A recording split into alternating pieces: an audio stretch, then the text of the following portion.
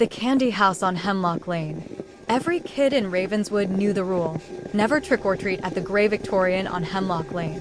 The house hadn't had occupants since old Miss Elspeth Voss vanished in 1963, leaving behind a cauldron of melted caramel and a porch littered with teeth. Yet every Halloween, its rotting pumpkin glowed, and shadows danced behind boarded-up windows. This year, middle schoolers Jax, Mia, and Noah decided to break the rule. "It's just some dumb legend," Jax said, adjusting his zombie football player costume. Mia, dressed as a witch, pocketed her phone. "If we live stream it, we'll go viral." The house loomed at the end of Hemlock, its gables crooked like claws. The jack-o'-lantern on the porch pulsed with an oily green light, its carved face twisted in agony. The door creaked open before they knocked.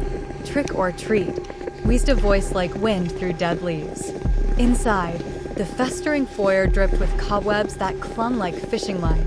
A skeletal figure in a moth-eaten Victorian gown stood holding a silver bowl of glowing candies.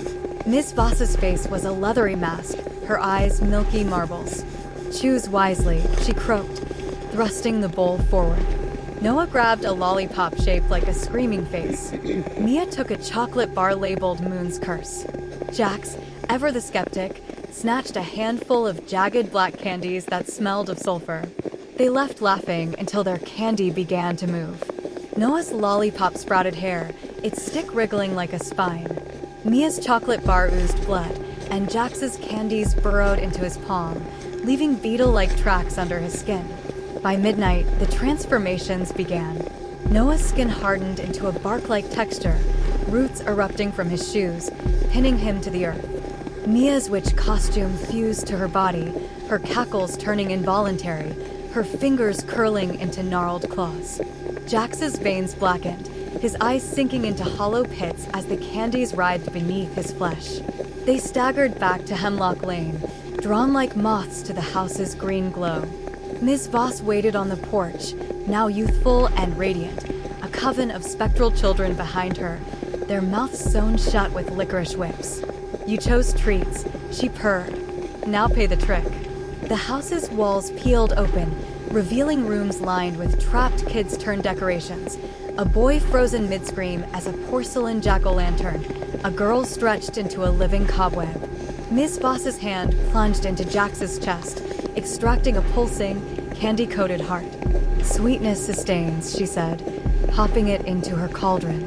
The brew bubbled, birthing new candies that flew into the silver bowl. Mia, her mind still half herself, managed to text her sister, Hemlock Lane run, before her phone melted into a taffy-like sludge. The last thing she saw was Noah's face grafted onto a tree in the yard, his mouth a knothole oozing caramel. The next morning, the house was gone, replaced by an overgrown lot. Mia's sister found the live stream footage buried in Mia's cloud. In it, a distorted voice whispers, 6 licks to the center, as the camera pans to a new glowing pumpkin on their own porch. Now, every Halloween, kids report a Victorian house that appears on random streets, its bowl of candies irresistible. Those who take one find their costumes fused to their skin by dawn, their barks and cackles achingly real. And Miss Voss's coven grows, their stitched mouths humming a tune parents can't place, until they recognize it as their own child's voice. Remember, tricks are eternal. Treats are traps. Click here to watch more videos like this. Like, share, and subscribe, and comment down your favorite part. Thank you very much for watching till the end.